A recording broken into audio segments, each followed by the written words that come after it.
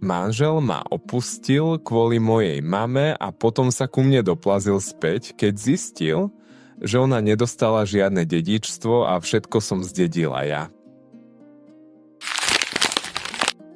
Ahoj. Momentálne som v úplnej ríti kvôli svojej vyšinutnej matke a nemenej tupému budúcemu bývalému manželovi, ktorí sa spojili, aby kvôli svojej chamtivosti definitívne zničili môj duševný pokoj. Veľmi rada by som sa o tom porozprávala s priateľmi, ale je to príliš osobné a príliš ponižujúce svinstvo na to, aby som to riešila s niekým z reálneho života. A verte mi, sami pochopíte, prečo to hovorím, keď sa dozviete, čím som si musela prejsť. Prakticky nemám žiadnu rodinu, takže sa nemám s kým porozprávať. Preto som tu, aby som sa jednoducho vyrozprávala a zároveň si potvrdila, že nie som nejaká potvora, za akú ma zo seba snažia urobiť. Všetko sa začalo len pred 2 týždňami, keď úplne odnikiaľ môj manžel, s ktorým sme boli spolu 3 roky, vyhlásil, že sa so mnou chce rozísť, pretože má city k mojej matke. Nazvime toho kreténa Kevin. Áno, chápete správne. A nie je to vtip. Verte mi, bola som v rovnakom šoku ako vy teraz, len s ešte väčšou dávkou znechutenia, keď mi to povedal. Povedal, že ich románik trvá už 3 mesiace. Ja som si nič nevšimla, pretože som bola zanepráznená prácou a on sa správal úplne normálne. Nebolo na tom nič podozrivé.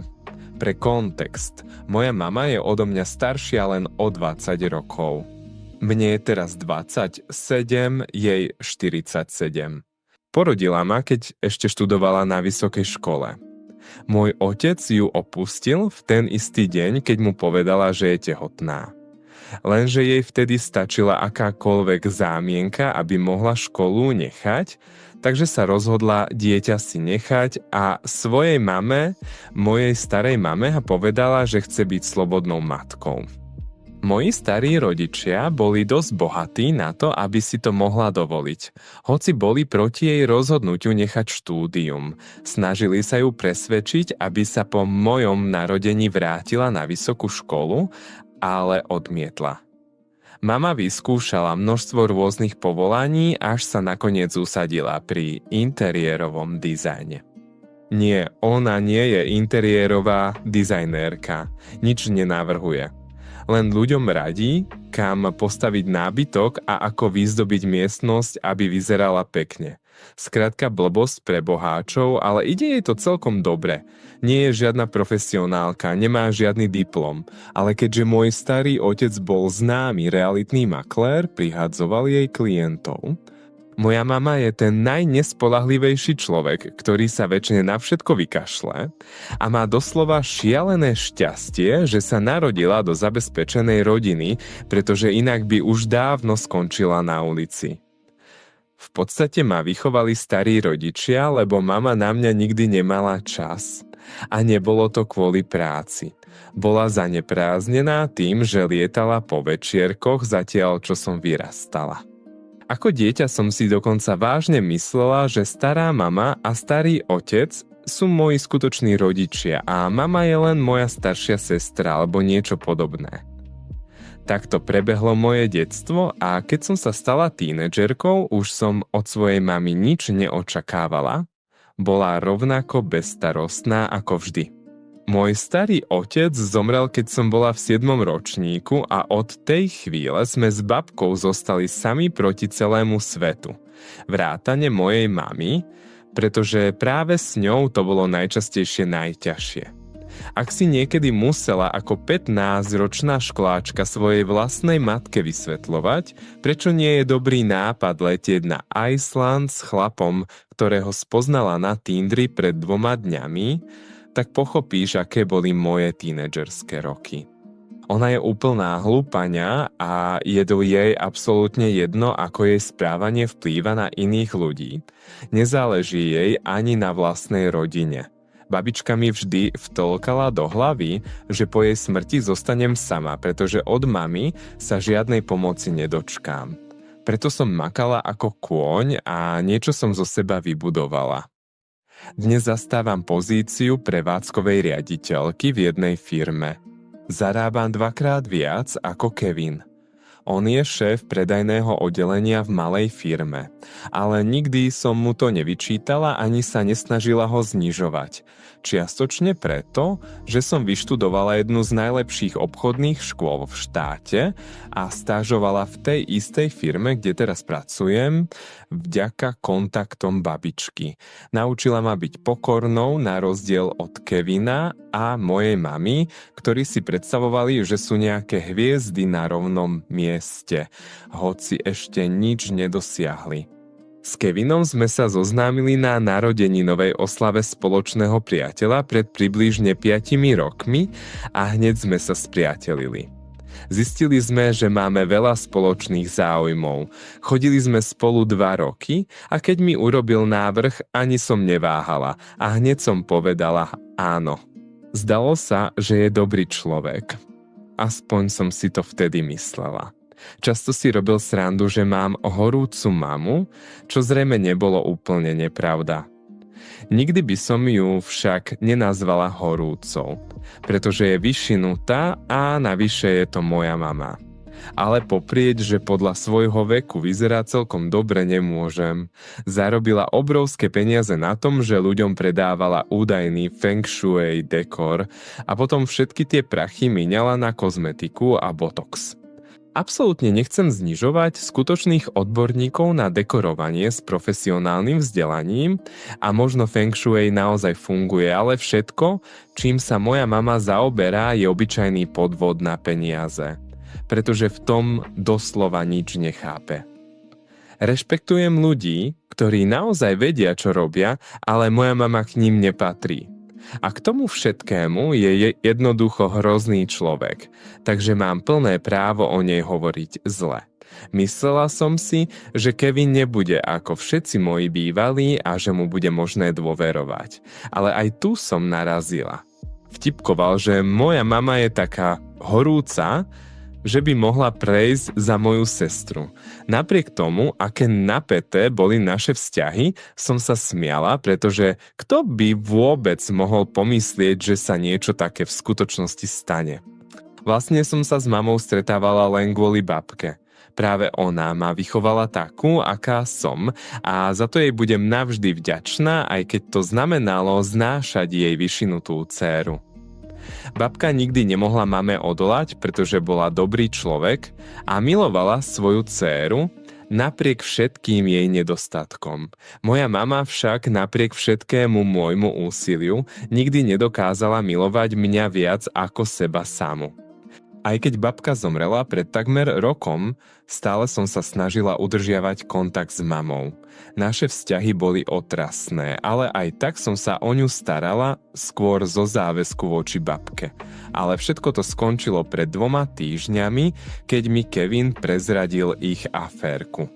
Sadol si so mnou za stôl, keď som sa večer vrátila z pracovnej cesty a s úplne vážnou tvárou vyhlásil, že je zamilovaný do mojej mamy a že teraz chcú byť spolu. Najprv som si myslela, že sa len žartuje a zasmiala som sa, ale on sa po prvýkrát vôbec nezasmial. Potom začal podrobne rozprávať, ako s mojou mamou už 3 mesiace sa stretávajú potajme. Raz sme sa s Kevinom pohádali kvôli nejakej hlúposti a práve v tom čase mu moja mama napísala, aby sa spýtala, ako opraviť slúchadlá. Tak sa začali kontaktovať a postupne sa z toho vyvinulo niečo viac než len priateľstvo. Spočiatku nemali v úmysle zájsť tak ďaleko, ale tak to dopadlo a nedokázali si pomôcť. Som si istá, že Kevina vôbec netrápilo, že si s mamou sme si dosť podobné.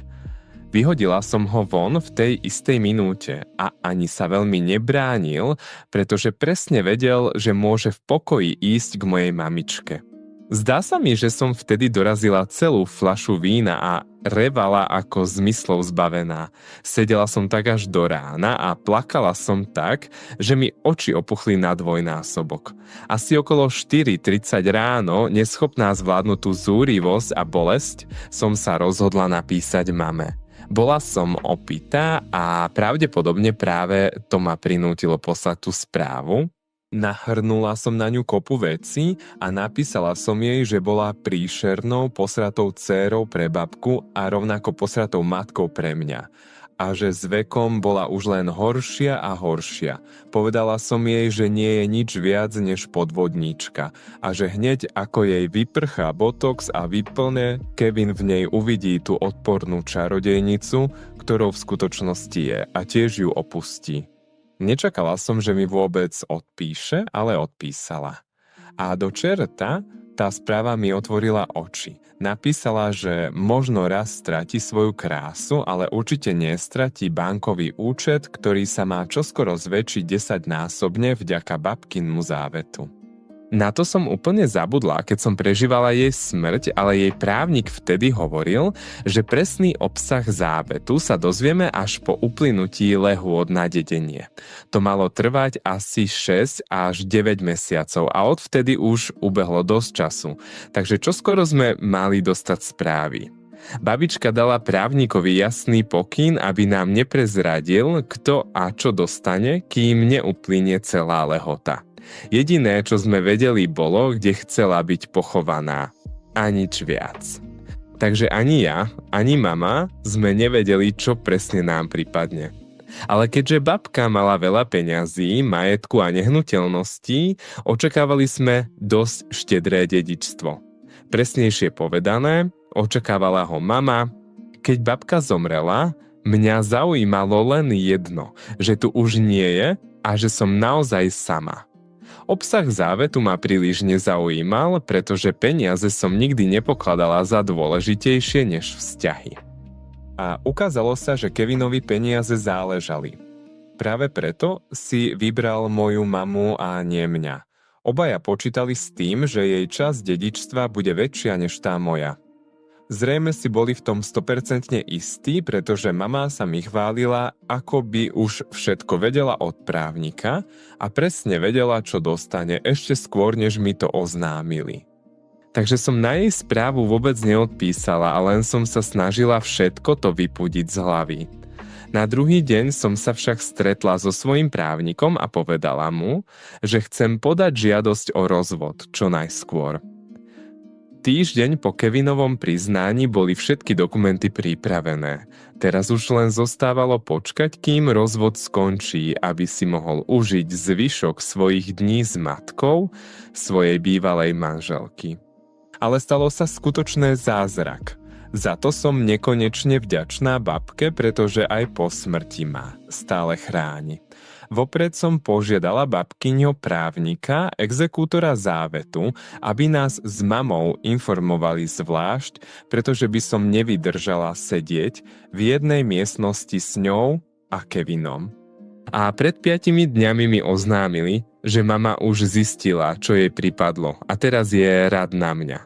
Prišla som tam úplne bez očakávaní, ale keď som odchádzala, mala som pocit, že som najšťastnejší človek na tejto prekliatej planéte.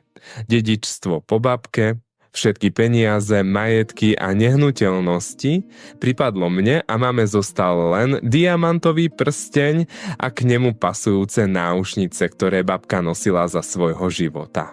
To je všetko. To je všetko, čo dostala. Ukázalo sa, že babka mi nechala všetko preto, lebo celý život sa starala o moju mamu.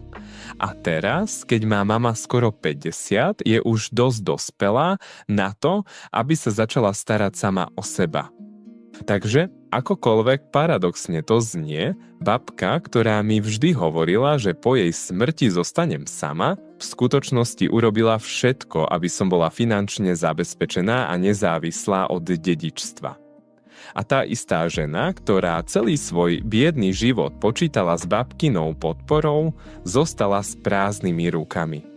Takže v konečnom dôsledku to bola práve moja mama, kto zostal sám.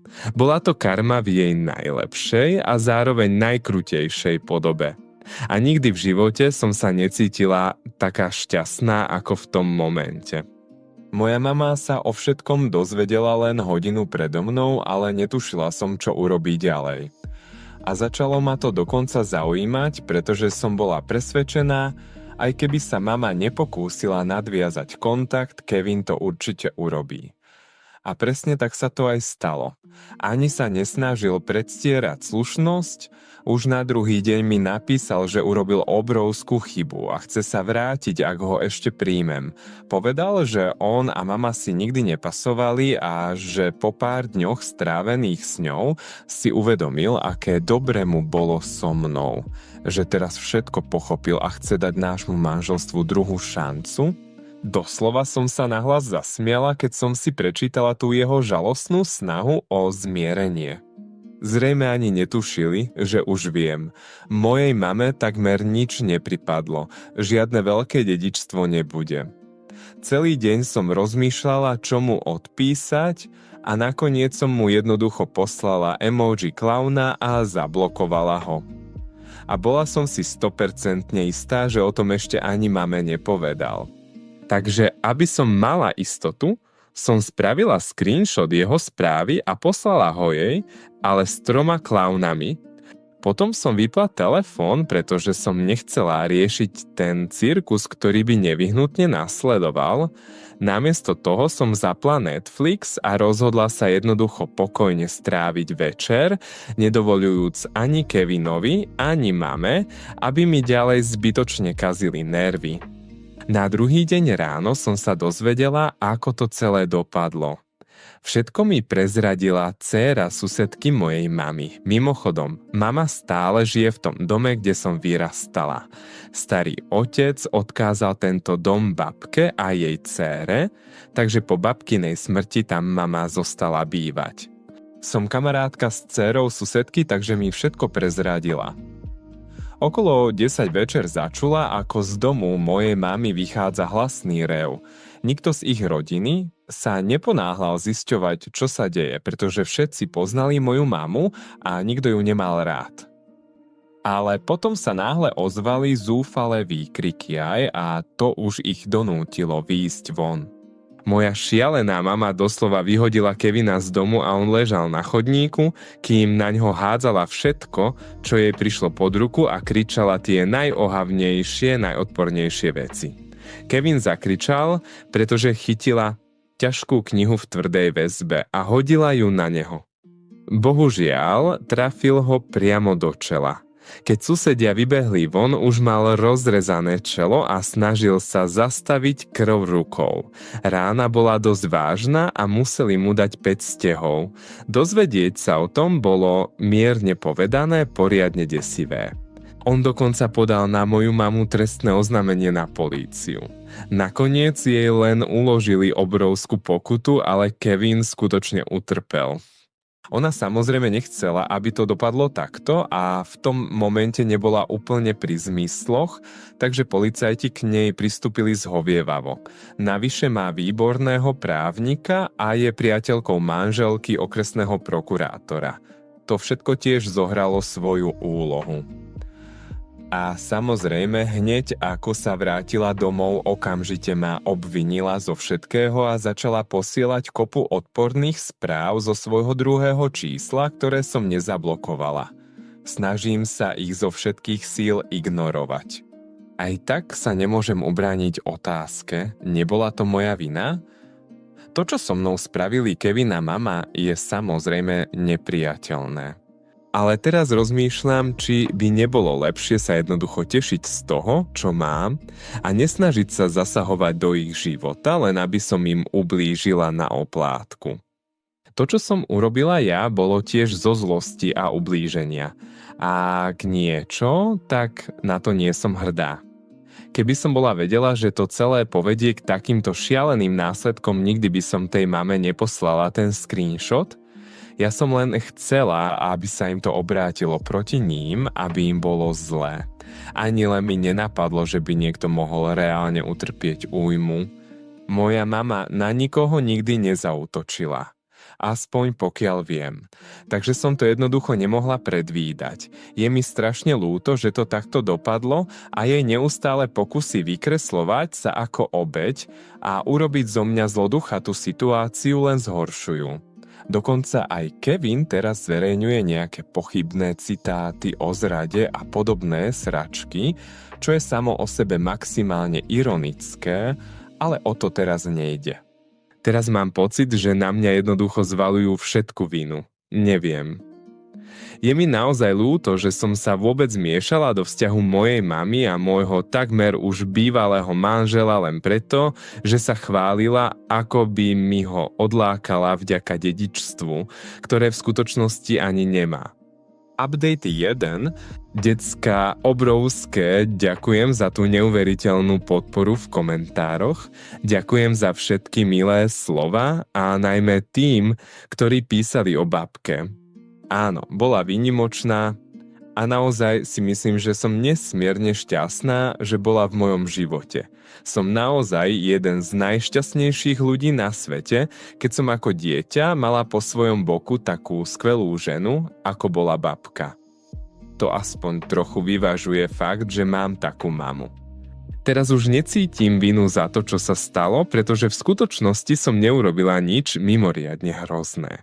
Oni zničili moje manželstvo a ja som zničila ich vzťah. Oko za oko.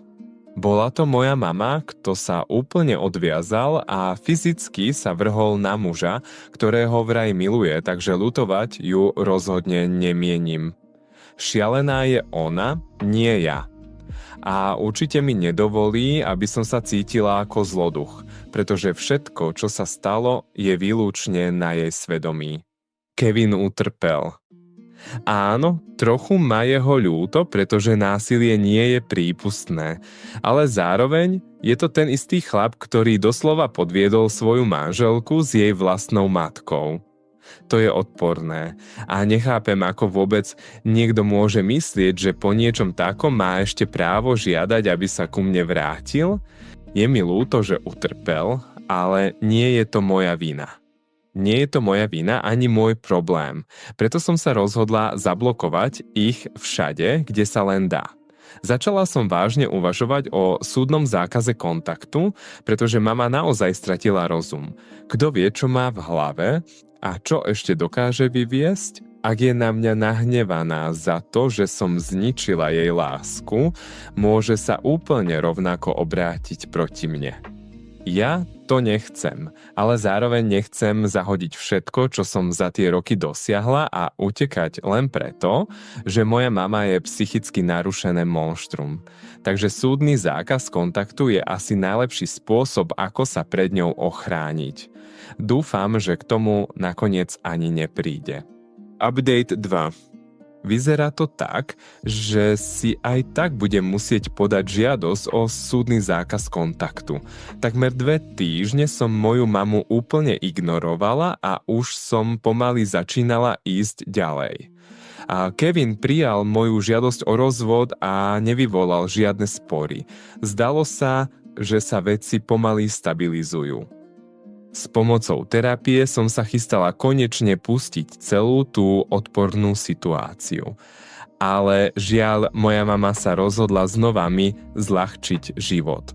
Včera som ju uvidela na mojom prednom dvore priamo pri vchodových dverách. Práve som sa vrátila domov po dlhom pracovnom dni.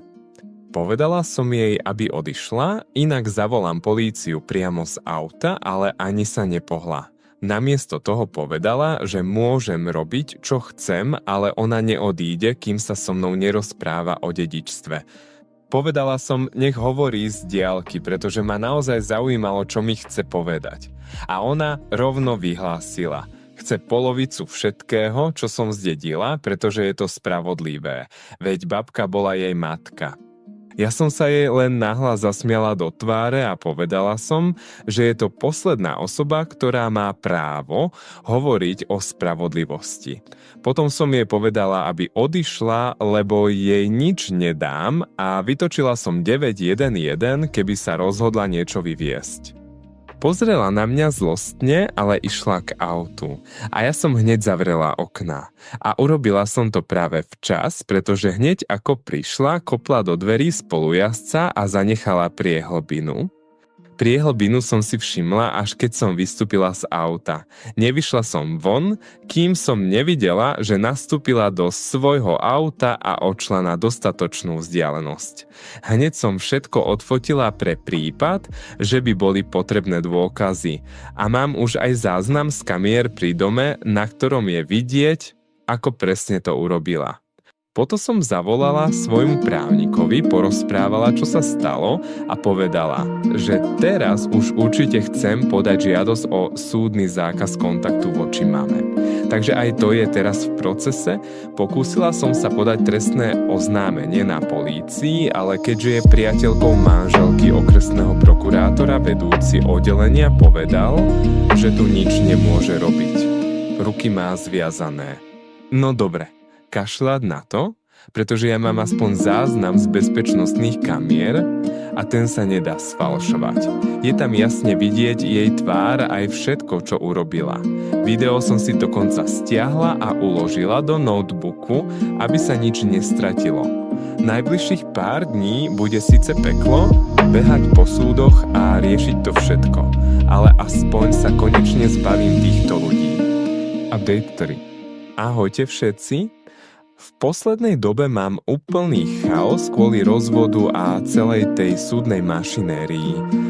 Momentálne riešime podmienky dohody a je to neuveriteľne frustrujúce. Ale minulý týždeň sa mi konečne podarilo získať súdny zákaz kontaktu proti mame, takže s tým je koniec.